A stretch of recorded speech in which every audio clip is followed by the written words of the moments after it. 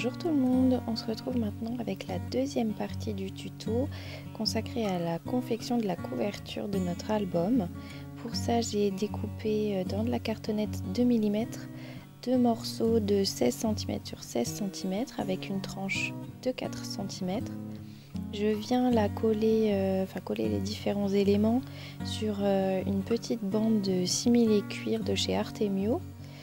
J'ai choisi d'utiliser cette matière pour la reliure de notre album.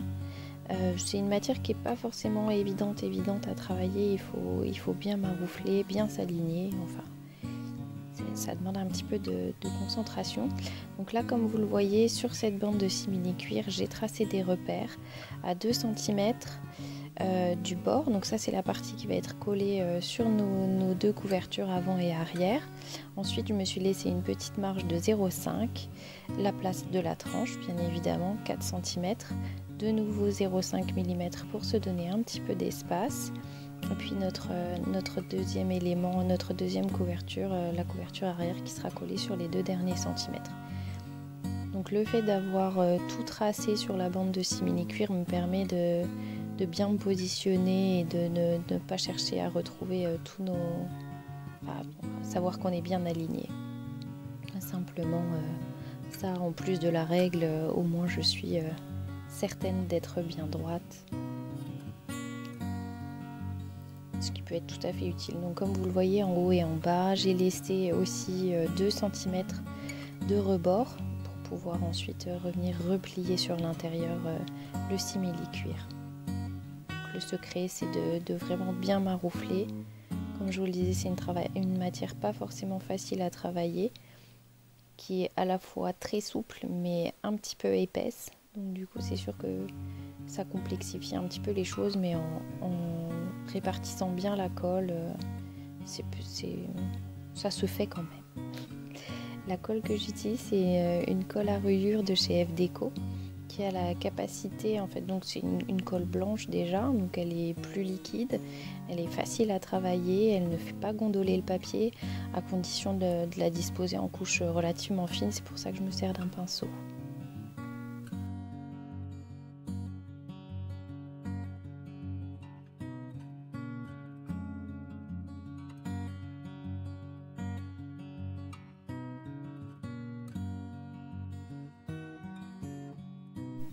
Donc là, on va s'occuper maintenant de faire les fameux petits retours du simili cuir sur la cartonnette. Donc là, il va falloir bien insister dans les rainures, dans les plis, simplement, pour qu'il y ait vraiment de la colle et que la matière un peu tissée du simili cuir puisse bien adhérer à notre cartonnette.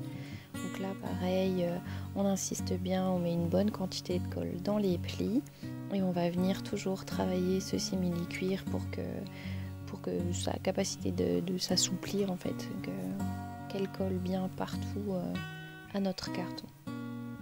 Qu'on n'ait pas de problème, que ça ne se soulève pas après avec le mouvement. C'est important de bien maroufler.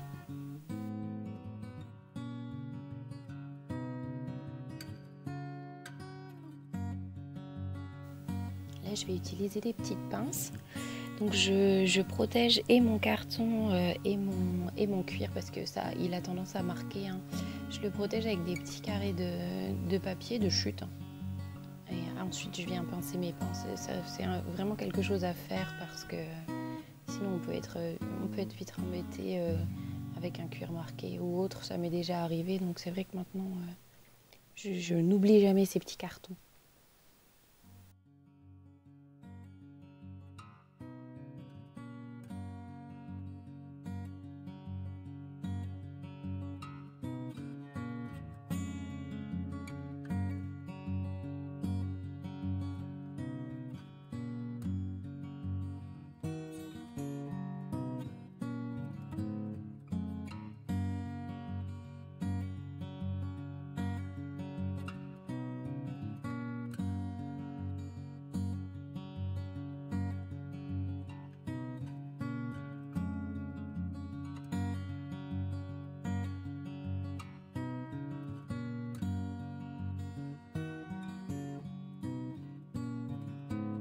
Là, on passe maintenant au collage de la tranche intérieure. Donc pareil, hein, j'ai découpé un petit morceau de cuir, donc ça je l'ai vraiment ajusté à la largeur dont j'avais besoin, je l'ai coupé ensuite. Hein. Et là je viens pas coller jusqu'en haut, je me laisse un petit centimètre où qui est qu'une seule épaisseur de cuir parce que ça va vraiment créer une surépaisseur. Je pense que la feuille de simili-cuir doit faire au moins 1 mm.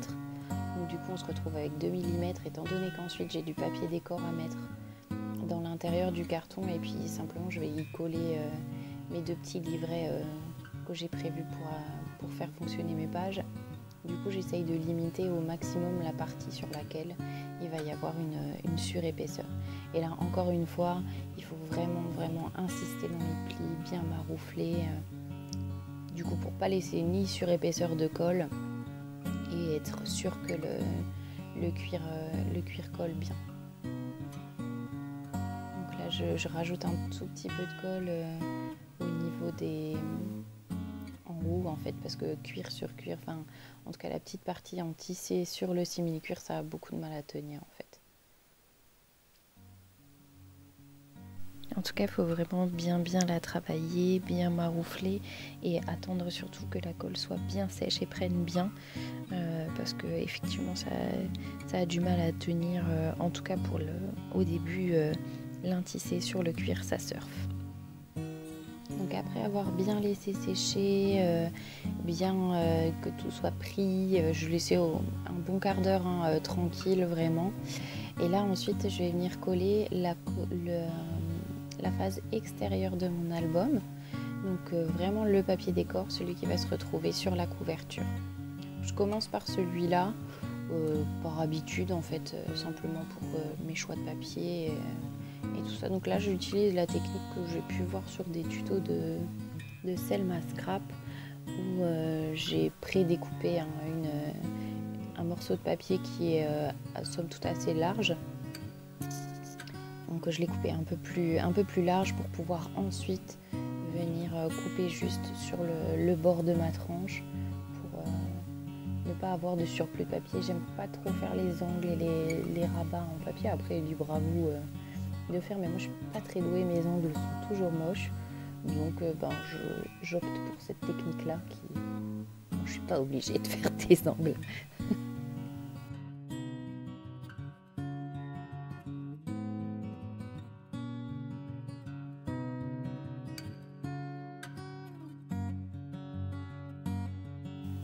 J'utilise toujours la colle de chez F Déco, la colle à reliure. Moi je trouve qu'elle est vraiment bien et même pour coller le papier, la seule petite subtilité c'est comme c'est de la colle blanche hein, et si on utilise un papier je pense trop fin, il y a un risque quand même qu'elle gondole et de la même façon que si on la répartit pas au pinceau en couches relativement fines, je pense que ça peut vite être problématique. Moi vous verrez elle ne fait pas du tout gondoler mon papier. Mais je pense que c'est parce que j'utilise un papier de qualité et ça reste de la colle blanche. Même si elle est très puissante, elle est parfaite pour la reliure parce qu'elle laisse une certaine souplesse. Et je pense qu'il faut se méfier avec les papiers trop fins.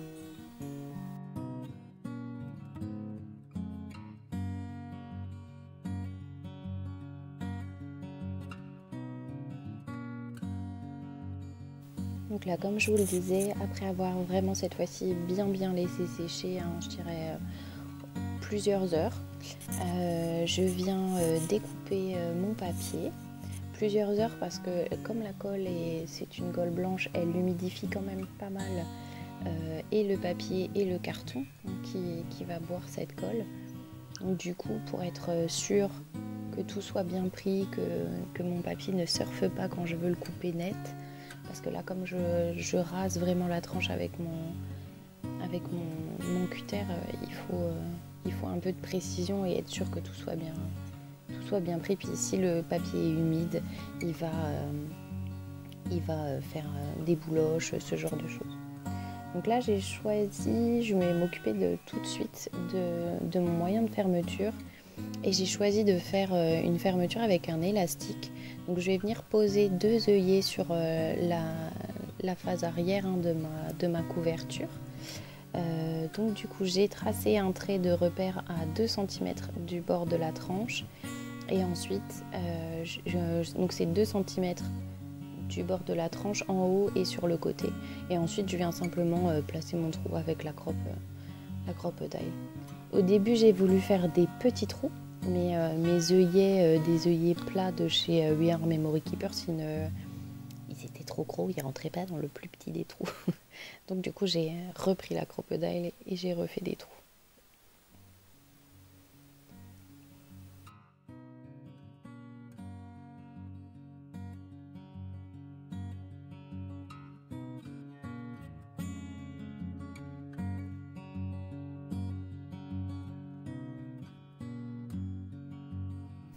Donc là, vous voyez, je fais des petits essais avec mon élastique pour savoir comment il faut que je me place, être sûre de ne pas le couper trop court. Donc finalement, voilà, je vais opter pour cette solution-là, le passer dans un, et je vais venir poser un petit peu de double face pour qu'il se fixe en fait, et que je sois sûre de pouvoir couper. J'ai pensé pendant un temps, comme l'élastique c'est quelque chose d'assez gros, à venir tailler la cartonnette pour qu'il n'y ait pas de surépaisseur, et puis après je me suis dit c'est peut-être un petit peu danger, donc du coup j'ai laissé comme ça. J'ai préféré ma foi garder la surépaisseur de l'élastique. Je me suis dit tant pis, et c'est vrai qu'en l'écrasant bien finalement c'est pas très choquant. Donc là je prends mon repère pour être sûre de couper à la bonne taille. Je refais le tour de mon album pour être sûre que ça ferme bien, en laissant effectivement un peu de large puisqu'il n'est pas encore rempli. Et je viens ensuite fixer la dernière partie de mon élastique, enfin l'autre extrémité. Et là comme ça je peux essayer. Donc là je me dis qu'on est pas mal.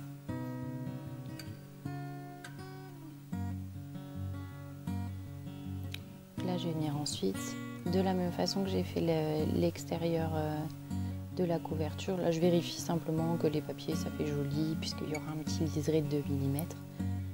Donc là voilà, j'ai collé les phases intérieures, j'ai bien laissé sécher, j'ai laissé sécher toute la nuit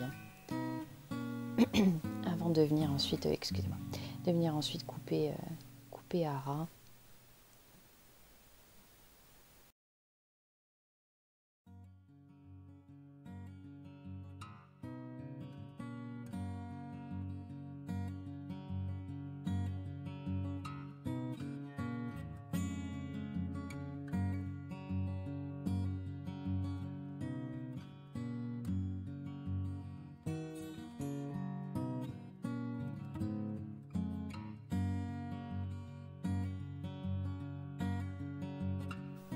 Et voilà, notre couverture est maintenant terminée. Donc du coup, j'ai passé à la phase de collage. Donc là, je vais coller les 2 petits livrets intérieurs. Donc des petits livrets qui, je le rappelle, c'est en fait simplement une feuille 30-30 coupée en deux. Enfin, un petit peu plus que 30-30, on va dire 30 et demi.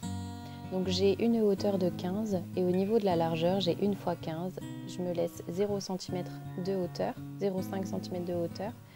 Puis de nouveau 15 cm. À la limite, je pense qu'on pourrait laisser même plus, mais il faudrait recoller et utiliser plus de papier.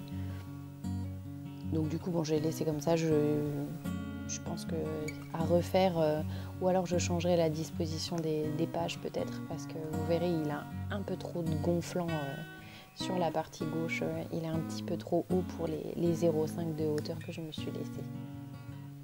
Donc là, on maroufle bien. Donc là, ça va être vraiment simplement pour éviter la moindre... Enfin, il faut vraiment qu'il soit bien fixé puisque tout le poids va reposer sur ces 2 petits livrets en fait. Donc je veux vraiment qu'il soit bien collé à la base. Donc pour ça, là, j'ai abandonné ma colle de reliure et j'utilise la colle universelle de chez FDeco. J'aime beaucoup cette colle-là.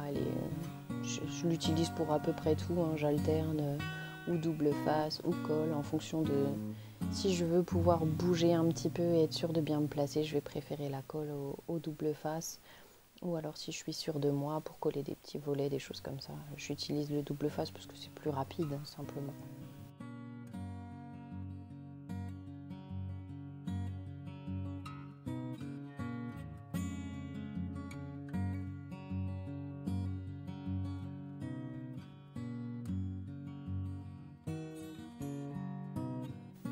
Nos 2 livrets sont maintenant collés. J'essaye de le tourner un petit peu dans tous les sens pour voir ce que ça donne. Et on va passer maintenant au collage des pages déco. Donc voilà, je vais commencer par la partie gauche et puis ensuite je reviendrai avec le reste. Donc simplement pour faciliter mon collage, j'enlève à chaque fois tous les petits livrets que j'ai pu cacher à l'intérieur, les petits livrets, les petits carnets, les pages photos. J'enlève tout ça pour essayer d'être le plus à plat possible pour pouvoir coller. Donc là pareil, j'utilise la colle universelle, je la répartis vraiment le plus que je peux partout, j'insiste bien sur les coins parce que c'est la première chose qui risque en tout cas de se décoller. Une des choses aussi pour lesquelles j'aime beaucoup cette colle, c'est que si j'ai de la colle qui s'échappe comme là des coins, en frottant un petit peu, elle part tout de suite, elle bouloche et on peut vraiment s'en débarrasser. Elle ne tache pas, elle ne fait pas de traces noires. C'est vraiment un gros avantage pour cette colle-là. Donc là, pareil, j'essaye de me mettre le plus à plat possible et puis je maroufle. Donc là, c'est une étape qui va relativement vite et qui est plutôt satisfaisante parce qu'on voit toutes nos petites interactions en action. Donc là, du coup, comme c'est une page que j'ai choisi de faire en pochette, je vais me laisser de la place au centre de la page dans laquelle je vais absolument pas appliquer de colle. Donc de mémoire, je crois que j'ai laissé 2 cm de chaque côté de ma page. Et ensuite, au niveau de la hauteur, je me suis fait un petit trait de repère pour mes petites étiquettes à mettre dedans. Donc là, je colle vraiment juste le U, quoi. Les 2 arêtes et je laisse le haut de ma page complètement ouvert, en fait. Donc là, pour pouvoir maroufler, il va falloir que j'ouvre ma petite cascade pour passer un petit coup dessous, faire échapper l'air, tout l'air qu'il pourrait y avoir. Et là, comme vous voyez, comme j'ai laissé le haut ouvert, là, je vérifie que je ne mets pas de colle sur le bas de ma petite étiquette, mais voilà, comme ça je peux tout y cacher. Donc là j'ai pas laissé particulièrement de place, pas fait de soufflet ou de choses comme ça, et j'y rentre quand même très facilement 3 petites étiquettes, donc ça laisse quand même un peu de marge.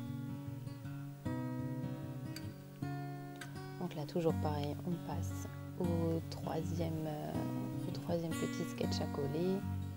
Donc j'en colle vraiment tout mon papier. Je vous ai coupé parce que je mets un petit peu de temps à tout en coller, mais il faut vraiment, en tout cas moi je mets de la colle partout.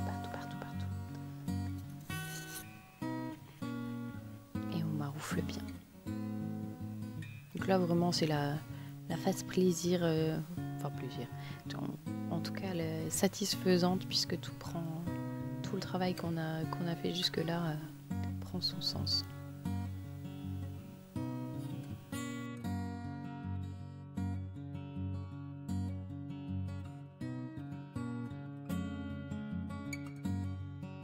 Et on passe maintenant à la partie droite. Une fois que j'aurai reglissé tout ce qui a glissé à l'intérieur, la colle sèche très vite, donc elle prend très vite en tout cas. Elle n'est pas tout à fait sèche, mais on peut tout de suite utiliser nos pages. Il n'y a pas de souci, elle ne se redécolle pas. Du moment que c'est bien pris, bien marouflé, il n'y a vraiment pas de souci.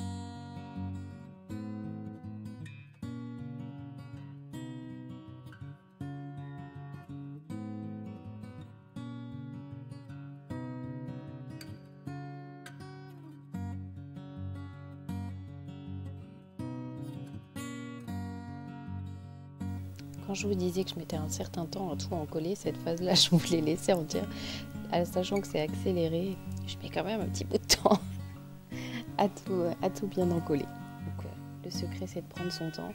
Là, pour ne rien gâcher, c'est quand même trop, ça serait quand même trop dommage.